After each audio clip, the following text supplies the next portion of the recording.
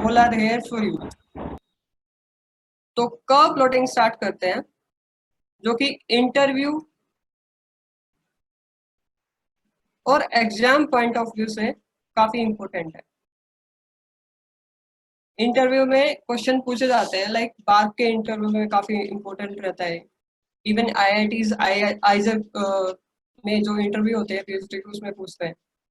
और एग्जाम में क्या होता है, जैसे कि कोई आपने क्वेश्चन सॉल्व किया, एमपी का किया, कोई किया, उसमें आपका लास्ट में फंक्शन आ गया कुछ इस टाइप का, e x plus e minus of x, e x minus of e minus of x.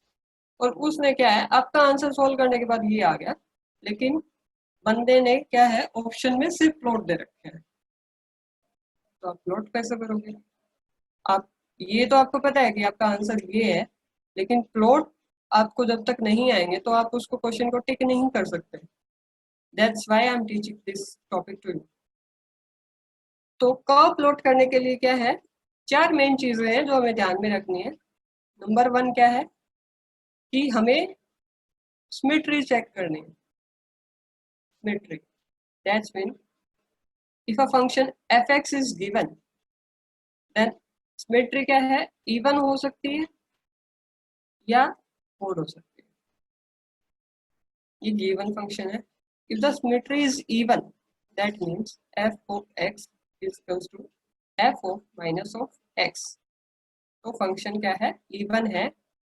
और ऑड फंक्शन का मतलब होता है f of x is equals to minus of f of x minus. ठीक है, अगर फंक्शन इवन है, then in that case जब हम प्लॉट करेंगे, उसका ग्राफ प्लॉट करेंगे, तो ग्राफ हमारा फर्स्ट क्वाड्रेंट और सेकंड क्वाड्रेंट में आएगा। लेकिन अगर graph first quadrant and third quadrant में आएगा, तो ये एक बेसिक चीज है कि आप इस फंक्शन को अगर आपने कैलकुलेट कर लिया और आपको क्वेश्चन में ग्राफ टिक करना है, तो ग्राफ टिक करने के लिए आपको वो फंक्शन इवन या ओड देख लिए। कई बार क्वेश्चन इसी से हो जाता है कि आपका पता लग जाएगा आपको कि सारे ओड है और फंक्शन हमारा इवन है, तो इवन ही जाएगा, कोई टेंशन की बात नहीं है। नंबर टू, नंबर टू में क्या है, जब एक एफ एक्स है तो उसकी वैल्यू फाइंड आउट करनी है at x is to zero, x is to infinity and x is to minus of infinity. कि f of zero find out करो, f of infinity find out करो, f of minus infinity find out करो। तो इससे क्या है, आपको overall trend पता लग जाएगा कि हमारा ग्राफ आएगा कैसा। इंफिनिटी जब एक्स इंफिनिटी को टेम्प्ट कर रहा है, जीरो पे क्या बिहेवियर है, माइनस इंफिनिटी पे क्या बिहेवियर है, तो यहाँ से आपको मेनली क्वेश्चंस इसी पॉइंट से हो जाते हैं। बाकी दो रेस्ट ऑफ द 2 पॉइंट्स देख लेते हैं, उसके बाद क्वेश्चंस करते हैं। थर्ड पॉइंट क्या है, जब हमारा गिवन फंक्शन थोड़ा कॉम्प्लिकेटेड हो, तो उसको प्लॉट करने के लिए क्या है, पहले हम फाइंड आउट करेंगे एफ एक्स का फर्स्ट डेरिवेटिव, उसको इक्वल कर देंगे जीरो के, क्योंकि यहाँ से हम equilibrium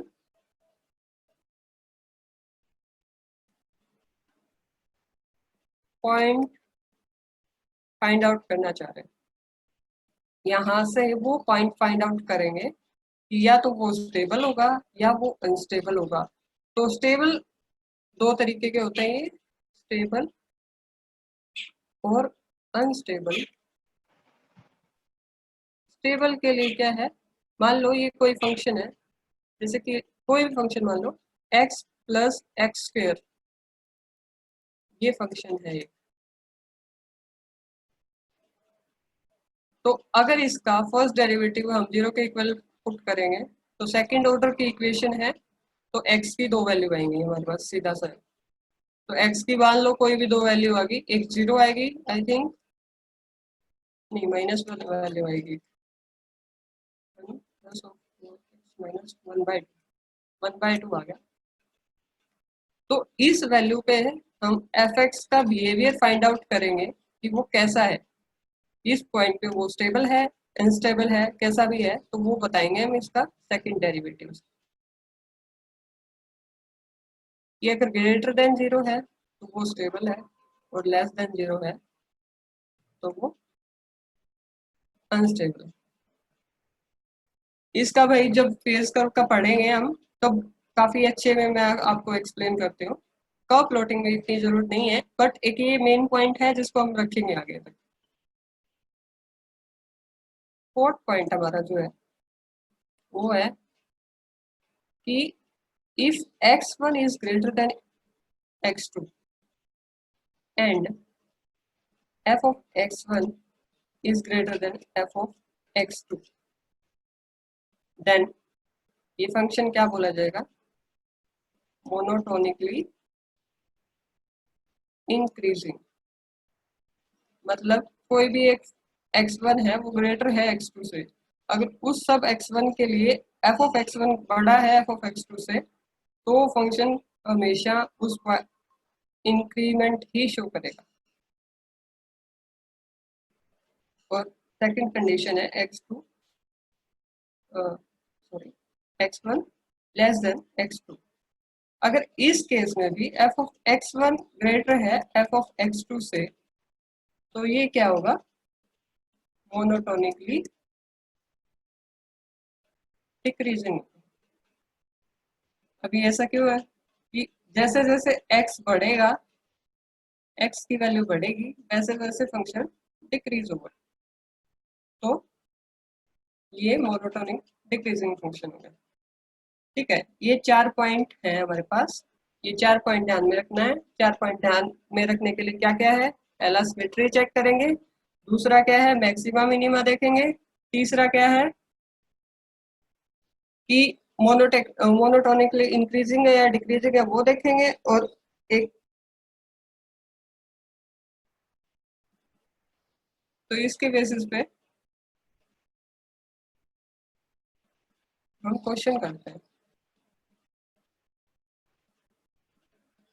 let's say if f of x is equals to e की पावर x, ये गिवन है और इसको हमें प्लॉट करना है।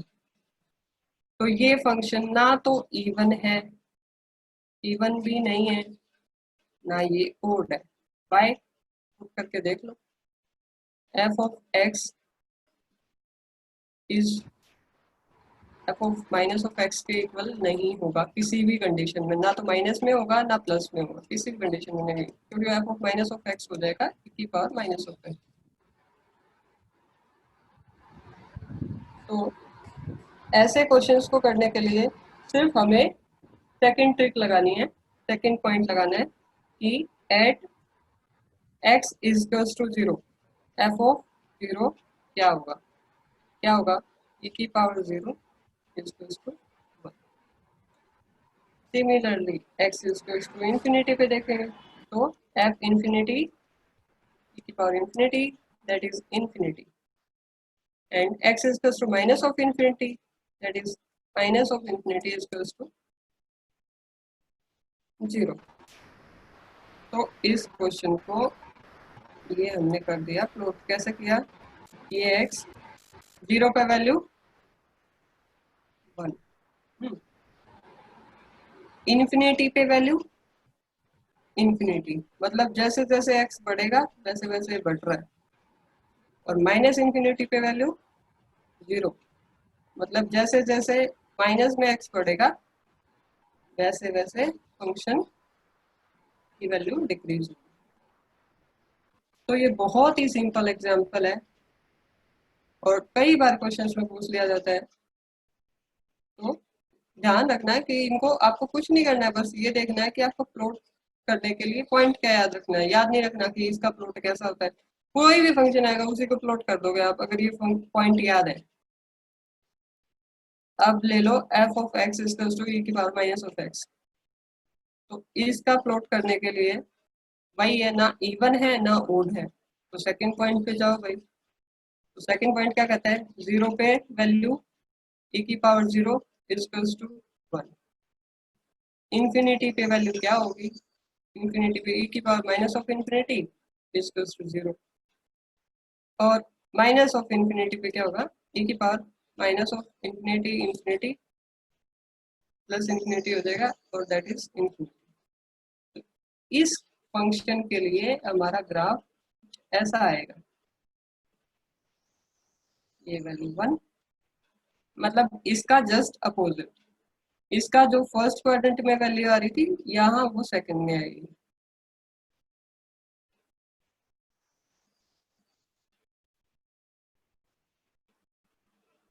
तो तभी मैं बोल रही हूँ इनको रिमेम्बर रखने की जरूरत नहीं है कि ग्राफ कैसा आएगा, ये देखना है कि हमें पॉइंट याद हो, तो आप किसी भी ग्राफ को कैसे भी प्लॉट करोगे।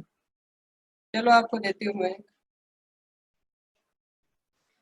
Let's say fx is equals to sin hyperbolic x, that is equals to e की पावर x plus e की power minus of x by 2।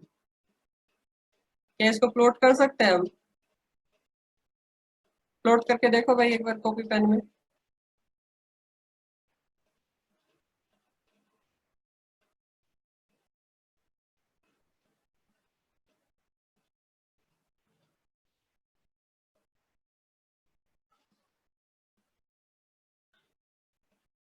कर रहा है कोई प्लॉट?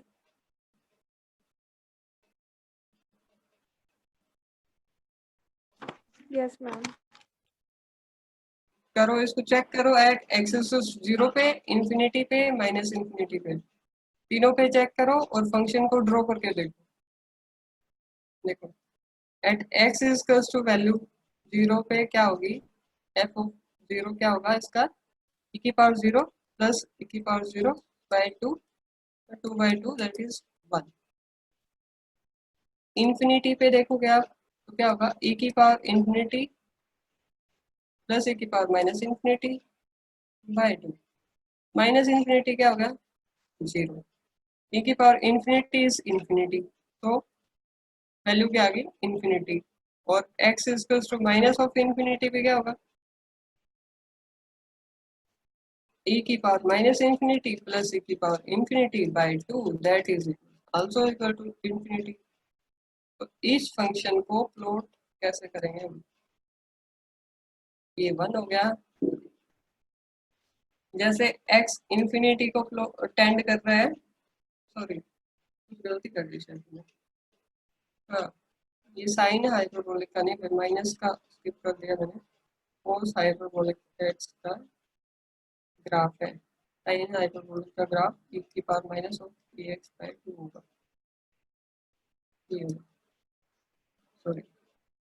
तो इस ग्राफ को 1 से लेके ये इंफिनिटी पे गया तो इंफिनिटी ये वाला, और माइनस इंफिनिटी पे गया तो भी इंफिनिटी, तो ये ग्राफ आ गया हमारे पास कोस हाइपरबोलिक एक्स का।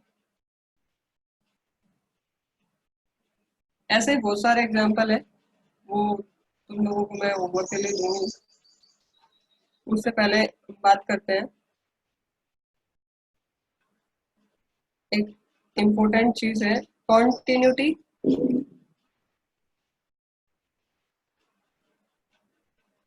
एंड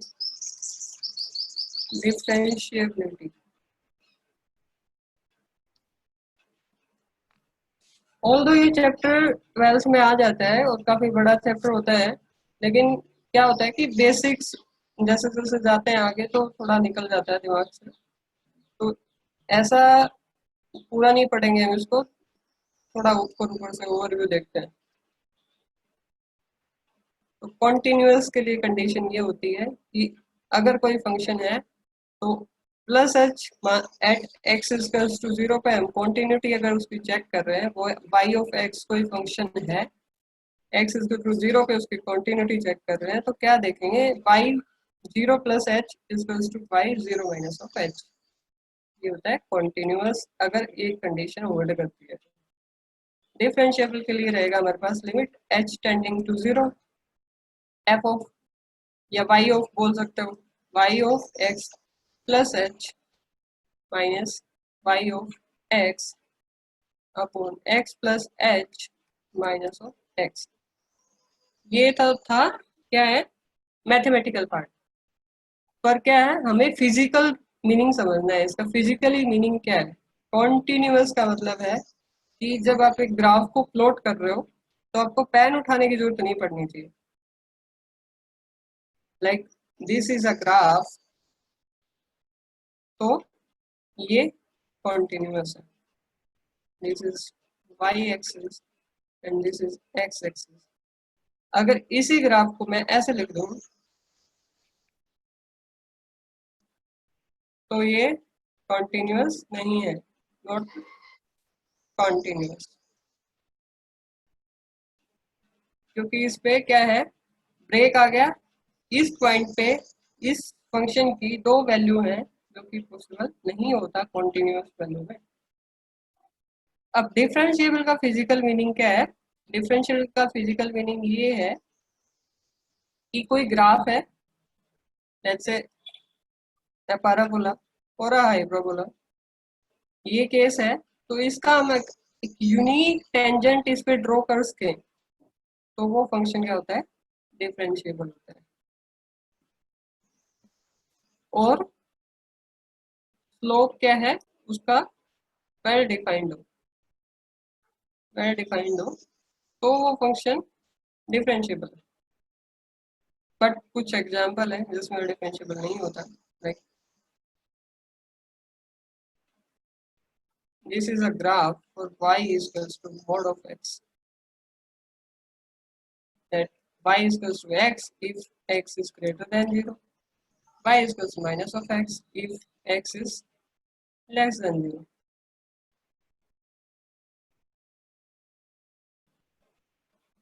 तो अब इस ग्राफ में क्या प्रॉब्लम है हमारे पास? डिफरेंशिएबल क्यों नहीं है? क्योंकि ये जो पॉइंट है ना, इस पॉइंट पे इसका स्लोप अनडिफाइंड है, अनडिफाइंड स्लोप है यहाँ पे, या यूं कहें मल्टीपल टेंजेंट पॉसिबल है। Like this line is also a tangent for this line, this line is also a tangent for this line, and this line is also a tangent for this line. So multiple जहाँ पे tangent possible होंगे वो differentiable curve नहीं होगा। और इसको simple language में और देख सकते हैं, तीन केसेस है जहाँ पे ग्राफ डिफरेंशिएबल नहीं होता है नॉर्मली। जैसे नॉर्मल केस ले लो आप, जहाँ स्मूथ कर्व होगा वो डिफरेंशिएबल होता है, डिफरेंशिएबल है। कोई भी स्मूथ कर्व है, एक्स की पावर 2, एक्स की पावर 4, एक्स की पावर 6, एक्स की पावर 8, कोई भी ग्राफ ले लो जो स्मूथली चल रहा है हो जाएगा, डिफरेंशिएबल है। लेकिन एक इम्पोर्टेंट कंडीशन है जिस केस में डिफरेंशिएबल नहीं होता है ग्राफ। लाइक अगर कोई ग्राफ में बेंड आ जाए, बेंड मतलब इस तरीके का आ जाए, सॉरी ये ओरिजिन पे ड्रॉ करना था, इसका ओरिजिन दोबारा से ले लेते हैं। ये इसका ओरिजिन है और ये ग्राफ है, क्योंकि इसमें बेंड है पर्टिकुलर, ये पर्टिकुलर बेंड है, इसकी वजह से ये डिफरेंशिएबल नहीं होगा इस पॉइंट पे। बाकी अगर किसी पॉइंट पे बात कर रहे हो तो वो डिफरेंशिएबल होगा। एक ग्राफ होता है, ये है y equals to mod of x के लिए, एक ग्राफ है y इक्वल्स टू e की power minus of mod x। Like ये प्लॉट करके देखना है आपको, मैं होमवर्क के लिए दूंगी आपको प्लॉट कैसे करना है वो। अभी इनकी डिफरेंशिएबिलिटी बात कर रहे हैं।